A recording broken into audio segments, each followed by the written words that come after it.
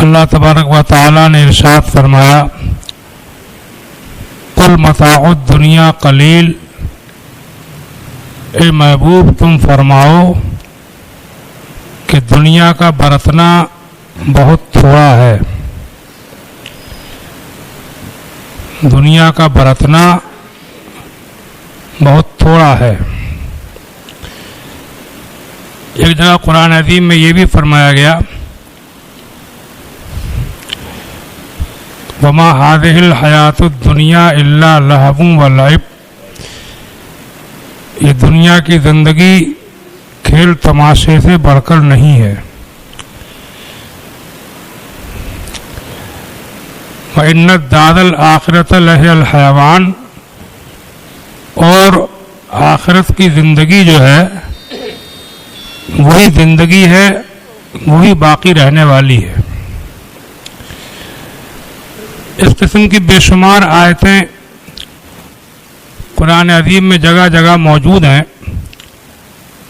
جن سے یہ واضح ہوتا ہے کہ واقعی دنیا کی زندگی اور اس کے ساز و سامان کی کوئی خاص حقیقت نہیں ہے، اور یہ صرف قرآن و حدیث میں نہیں بلکہ ہم لوگ اپنی آنکھوں سے دیکھ رہے ہیں کہ واقعی دنیا کچھ نہیں ہے۔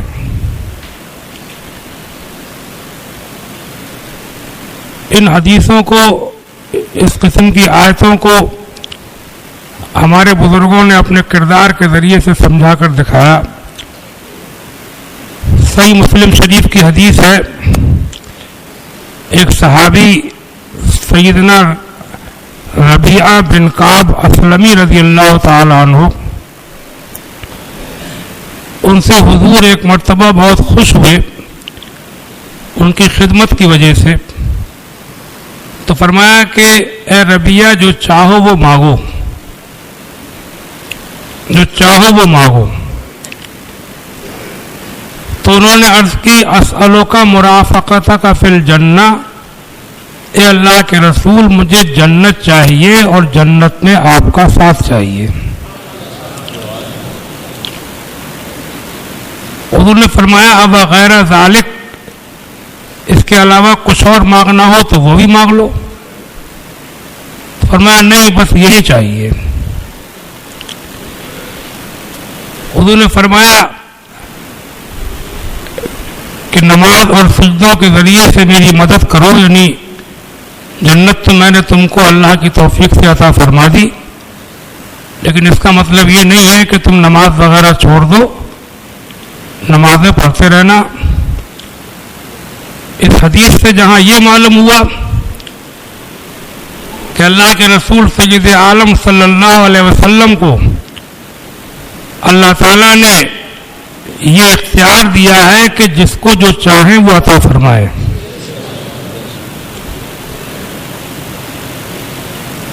آپ نے یہ نہیں فرمایا کہ جنت میں کیسے دے سکتا ہوں، میرے بس کی بات نہیں ہے، یہ تو اللہ سے مانگو، بلکہ آپ کے یہ کہنے کا کہ کچھ اور مانگنا ہو وہ بھی مانگ لو، اس کا مطلب یہ ہے کہ اللہ تعالیٰ نے اپنے کرم سے مجھے جنت بھی عطا فرمانے کا اختیار دے رکھا ہے۔ صحیح مسلم شریف کے اس حدیث سے جہاں یہ معلوم ہوا، وہاں بڑے واضح اور صاف طور پہ یہ بھی معلوم ہوا کہ صحابہ کرام دنیا کو اہمیت نہیں دیتے تھے۔ تو یہ بھی کہہ سکتے تھے کہ یا رسول اللہ مجھے بہت سا مال دے دیجئے، دولت دے دیجئے، سونا چاندی دے دیجئے، کہیں کی حکومت دے دیجئے، اقتدار دے دیجئے، بڑھیا بلڈنگ دے دیجئے۔ کسی چیز کا ان کو دھیان ہی نہیں آیا۔ کیوں؟ اس لیے کہ ان کے دل و دماغ میں یہ بات بیٹھی ہوئی تھی کہ دنیا اگر لے بھی لی تو اس کا ایک وقت ہے، ایسا کوئی نہیں ہوا کہ دنیا جس کے ساتھ رہی ہو، اور جنت اللہ تعالیٰ نے عطا فرمائی تو وہ ہمیشہ ہمیشہ کی نعمت ہے۔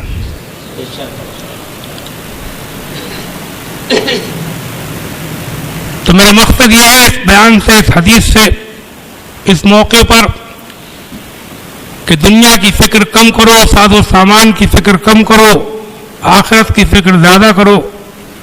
آج کل لوگ دعائیں بھی مانگتے ہیں، دعائیں بھی کرانے والے میں نے دیکھے کہ ان میں ایسے لوگ بہت کم ہی شاید کوئی نظر آیا کہیں جس نے یہ دعا کرائی ہو کہ اللہ تعالیٰ میرے گناہوں کو معاف کر دے، میری مغفرت فرما دے، مجھے جنت مل جائے، میرا ایمان پہ خاتمہ ہو جائے، مجھے حضور کی شفاعت مل جائے، قیامت کے دن حساب کتاب میں آسانی ہو جائے۔ میرا اپنا تجربہ ہے کہ ایسی دعا کرانے والے بالکل ناپید سے ہو گئے،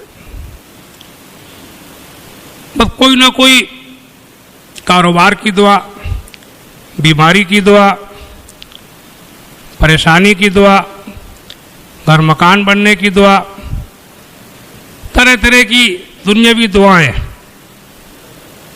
بلکہ آج کل تو بہت سے لوگ یہ پیری مریدی چلتی ہے تو کہیں سن لیا کسی میاں کا، کسی پیر کا کوئی مرید مالدار ہو گیا تو اسی چکر میں وہ اس کے مرید ہونے لگے کہ ہم بھی مالدار بن جائیں گے۔ مطلب پیری مریدی کو بھی دنیا کی ایک طرح سے دھندا سا بنا ڈالا۔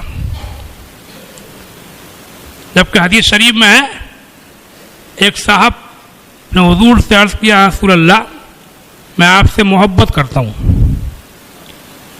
فرمایا مجھ سے محبت کرتے ہو؟ مجھ سے محبت کرتے ہو؟ کہا ہاں۔ کہا مجھ سے محبت کرتے ہو؟ کہا ہاں۔ کہا تو کان کھول کے سن لو، مجھ سے محبت کرنے والوں کی طرف کو فقر دوڑتا ہے، غریبی دوڑتی ہے۔ حدیثیں ہیں، یہ میری بات نہیں ہے۔ مجھ سے محبت کرنے والوں کی طرف غریبی دوڑتی ہے۔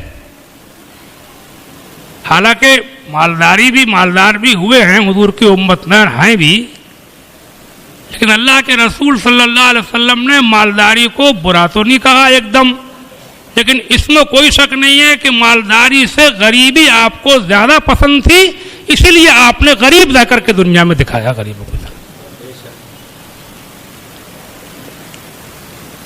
آج کل لوگ درگاہوں پہ جاتے ہیں، مزاروں پہ جاتے ہیں، دعا تعویذ کرانے جاتے ہیں، پڑھنے پھونکنے جاتے ہیں، ان میں کوئی بھی ایسا آپ کو شاید ہی ملے گا کہ جسے آخرت کی دعا کراتا ہو۔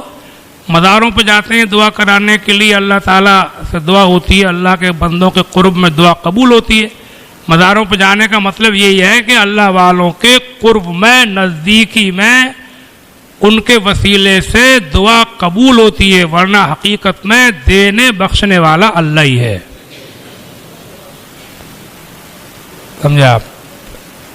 یہ دعا قبولیت کے اور بہت سے موقع ہیں کہ نماز پڑھ کے دعا قبول ہوتی ہے، صدقہ خیرات کرنے کے بعد دعا قبول ہوتی ہے۔ سمجھے آپ؟ کسی کے ساتھ کوئی نیکی کرو، اس کے بعد دعا کرو، قبول ہوتی ہے۔ لوگ سوتے ہوں ایسے وقت میں دعا کرو، دعا قبول ہوتی ہے۔ بہت سی آئے ہیں تو انہی میں سے ایک یہ بھی ہے کہ اللہ والے اس کے نیک بندوں کے قرب میں دعا کرو، نزدیکی میں دعا کرو تو دعا قبول ہوتی ہے۔ اور بات وہی ہے لوٹ پوٹ کے کہ حقیقت میں دینے بخشنے والا اللہ ہی ہے۔ اللہ والوں کے قرب میں، نزدیکی میں دعا جلدی قبول ہوتی ہے، اس لیے ہم لوگ جاتے ہیں۔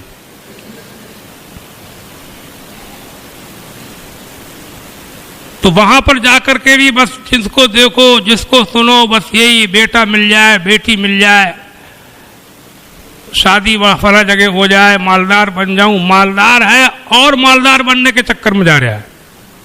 ایسا ہے، مالدار بھی ہیں، ایسا نہیں مالدار ہیں، مطلب ذرا سا دنیا میں کدری سے کوئی گھاٹا نہ ہو جائے اور کروڑ پتی سے ارب پتی بن جاؤں۔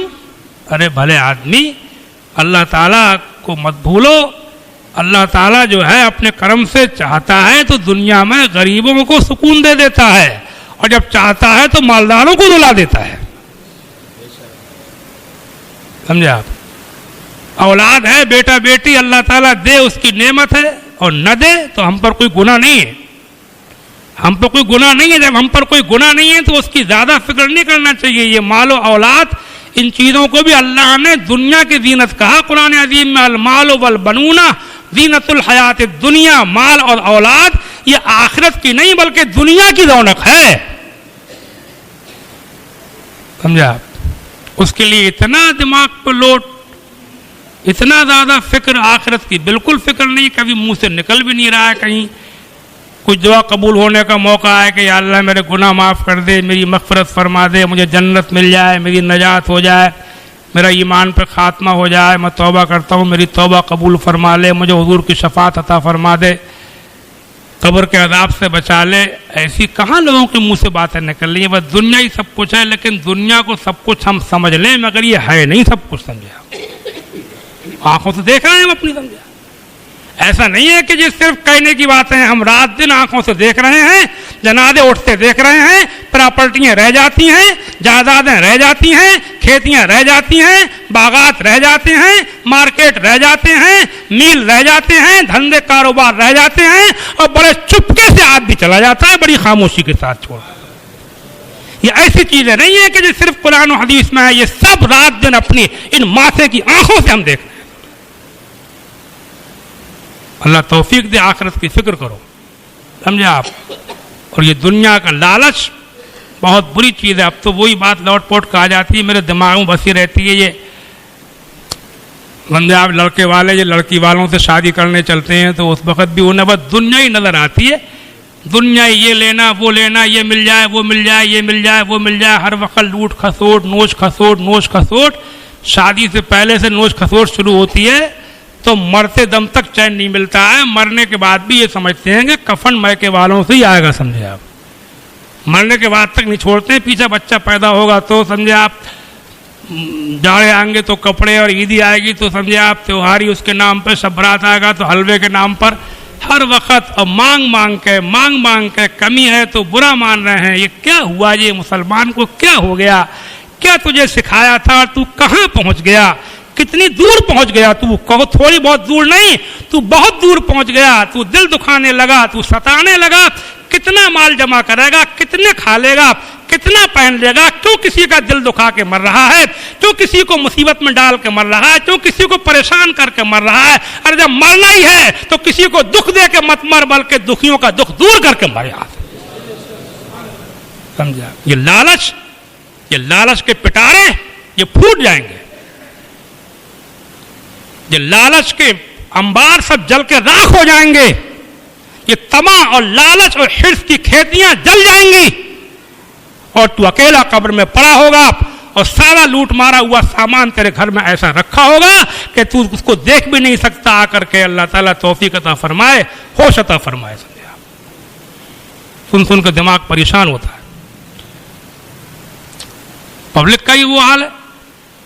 کچھ ہمارے پڑھے لکھے لوگ، علم والے لوگ، بلکہ مولوی لوگوں تک کے اندر طمع پیدا ہو گیا، جبکہ اللہ کے رسول صلی اللہ علیہ وسلم نے علماء کو لالچ سے بہت بچنے کے لیے کہا ہے، خاص طور سے علماء کے لیے.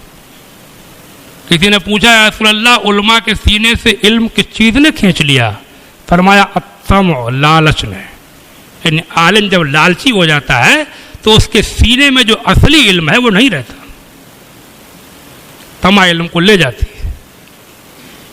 سمجھے آپ؟ اب تک یہ سنتے تھے کہ وہ تقریروں کے نام پہ مقدر لوگوں کے پیٹ نہیں بھر رہے ہیں، 10,000 5,000 20,000 لڑ رہے ہیں، کہیں زیادہ مل گئے وہاں جا رہے ہیں، دھوکہ دے رہے ہیں، پھینکا پھانکی مچائے پڑے شاعر لوگ، مقدر لوگ. ابھی اس دن میں نے ایک جگہ یہ بھی سنا کہ یہ مسجدوں کے امام لوگ بھی کم نہیں رہ رہے ہیں. سمجھا؟ کہ نکاحوں کے اور کہیں تو موقع ملتا نہیں ہے، نکاح مل جاتا ہے تو اسی میں لڑ رہے ہیں. سمجھا؟ ابھی تقریر کر رہا تھا کہ جگہ جلسے میں ایک بڑے میاں بیٹھے تھے، جلے بھنے بیٹھے تھے، ایسا لگ رہا مجھے. وہ کھڑے ہو گئے، مسئلہ پوچھنے لگے کہ کسی غریب آدمی کا نکاح ہو تو امام صاحب کے لیے 5,000 روپے لینا کیسا ہے؟ بڈن تھے، کھنچائے ہوئے لگ رہے تھے مجھے بہت. تو میں نے بتایا کہ بھائی بات صحیح نہیں ہے، مناسب نہیں ہے. یہ بھی غلط ہے کہ ہم اپنی رقمیں طے کر لیں کہ 5,000 کے 10,000.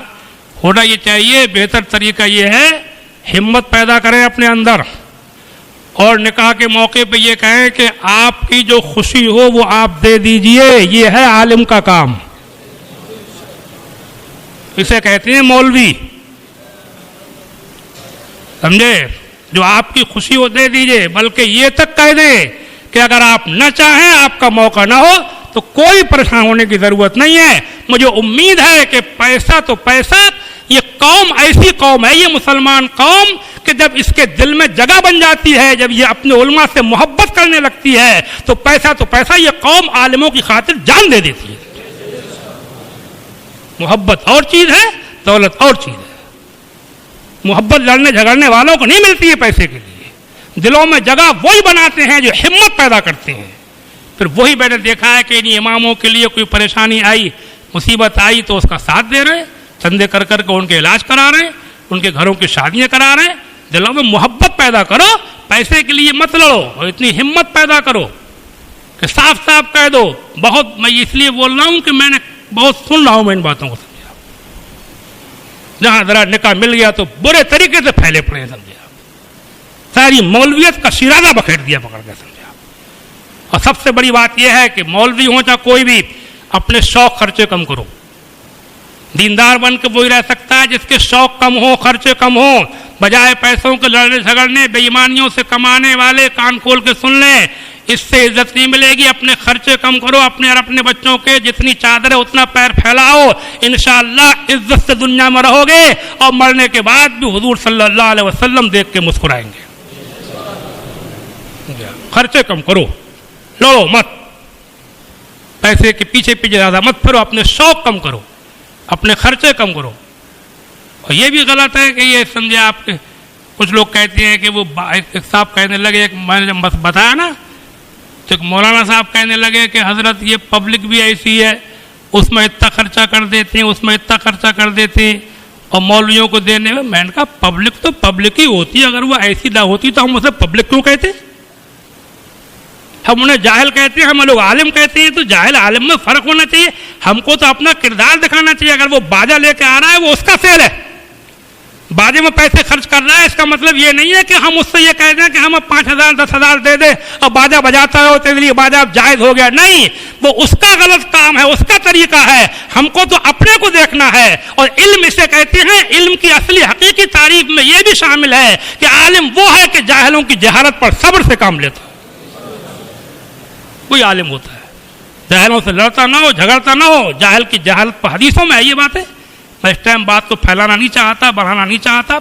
بہرحال ہونا یہ چاہیے کہ قوم کو، پبلک کو، مقتدیوں کو، سب کو چاہیے کہ اپنے علماء کا خیال رکھیں، اپنے اماموں کا، اپنے علماء کا خیال رکھیں، اپنے سے اچھا ان کو رکھنے کی کوشش کریں، ان کی پریشانی میں ان کے شریک ہوں، ان کا دل رکھیں، ان کا دکھ دور کریں۔ اور ہم علماء کو چاہیے کہ ہم دنیا کو دکھائیں کہ اللہ کے رسول کے نائب کیسے ہوا کرتے ہیں، کتنے صبر والے ہوتے ہیں، کتنے قناعت والے ہوتے ہیں کہ اگر فاقہ بھی کرنا پڑ جائے تب بھی وہ اپنے پیسے کی لڑتے جھگڑتے نہیں ہیں۔ پریشانی اٹھا لینا بزرگوں کی سنت ہے۔